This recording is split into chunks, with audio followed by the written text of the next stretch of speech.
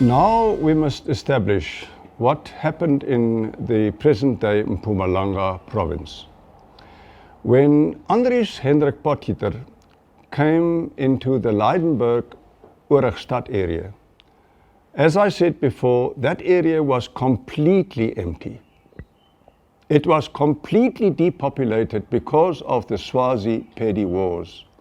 There was only one person at a lookout point from the Swazi people to see whether the Pedis would come back. That area was completely empty and deserted. That's the reason why Andries Hendrik Potgieter decided to negotiate. And that is like the spirit of negotiation runs like a golden thread through the history, the settlement history of South Africa. Initially, he negotiated with the chief of the Pedi, Mswati, and agreed with him that they could settle in that area. Then he discovered that during that war, the Swazis had the upper hand, and he immediately went to King Mswati to negotiate with King Mswati. He negotiated with King Mswati about that area and negotiated whether he and his people could settle in that area which was empty in any case. It suited King Mswati to have people settle there because they would act as a buffer between the Pedis and the Swazis. And that's the reason why King Mswati was in agreement with Hendrik Potgieter that they could settle in that area.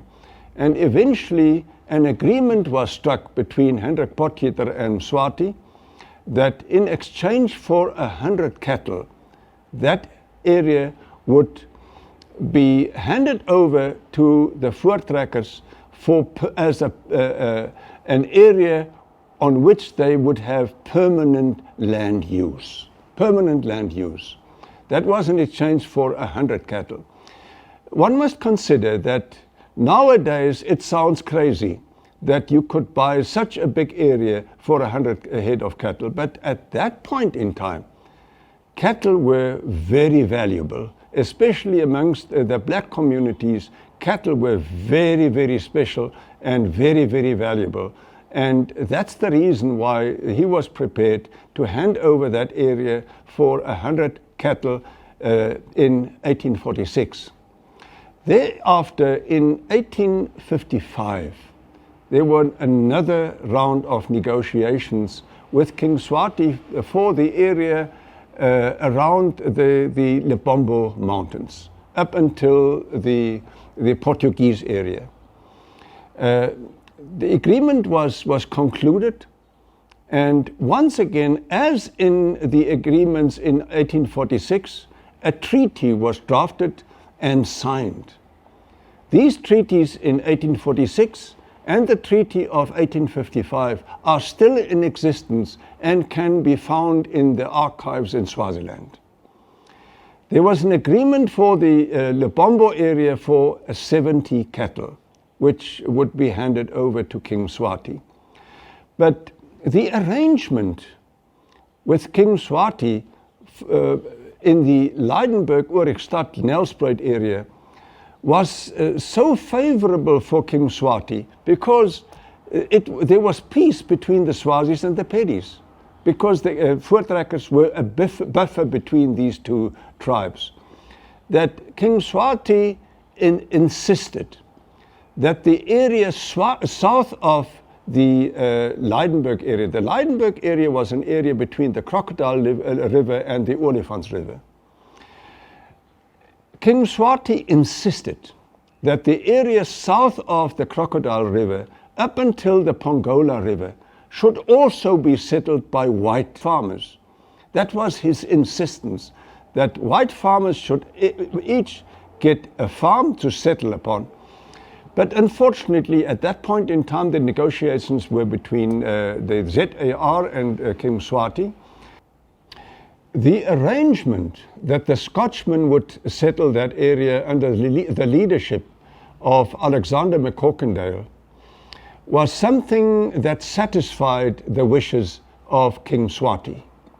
Unfortunately, Alexander McCorkindale, after they had settled, was killed of malaria on the Inyaka Island, and the Scotchmen were leaderless, and most of the Scotchmen left the area. What is important here is that the people who settled there did not settle by force. They did not settle because they wanted to have that area.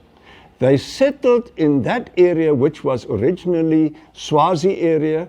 They settled there because they were asked to settle there, to fulfill the wishes of King Mswati, not the wishes of the voortrekkers.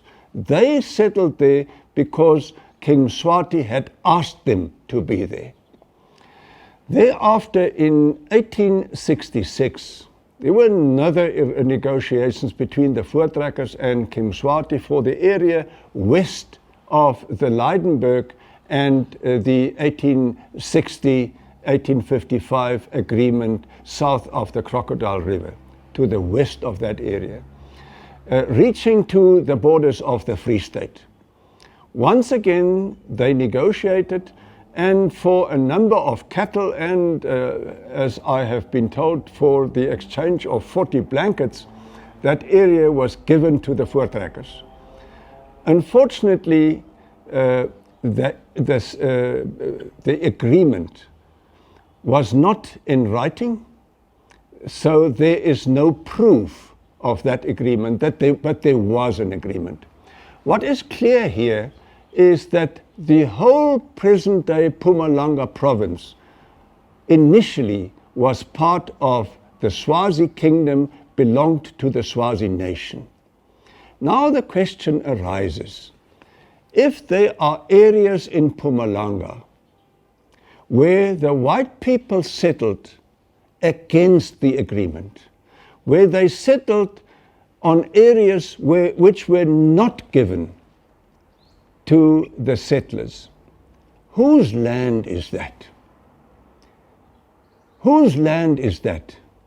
Are these areas land that should be returned to the Swazis as the original and rightful owners of these areas?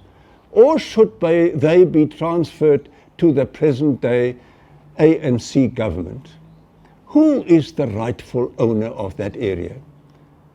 From my side, I'm of the opinion that it can only be the first initial owners, that is the Swazi people. If there are areas which were not given to the voortrekkers, these areas must revert back to the Swazis and their king who agreed with the voortrekkers on these areas.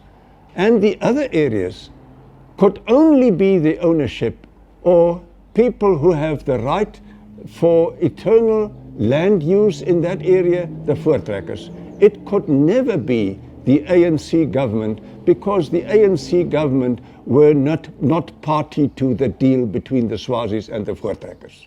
That is my view. But what is clear, the whole of Mpumalanga was initially Swazi area.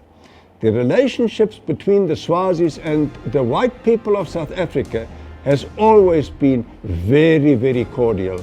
There has never been a war between the Swazis and the white people.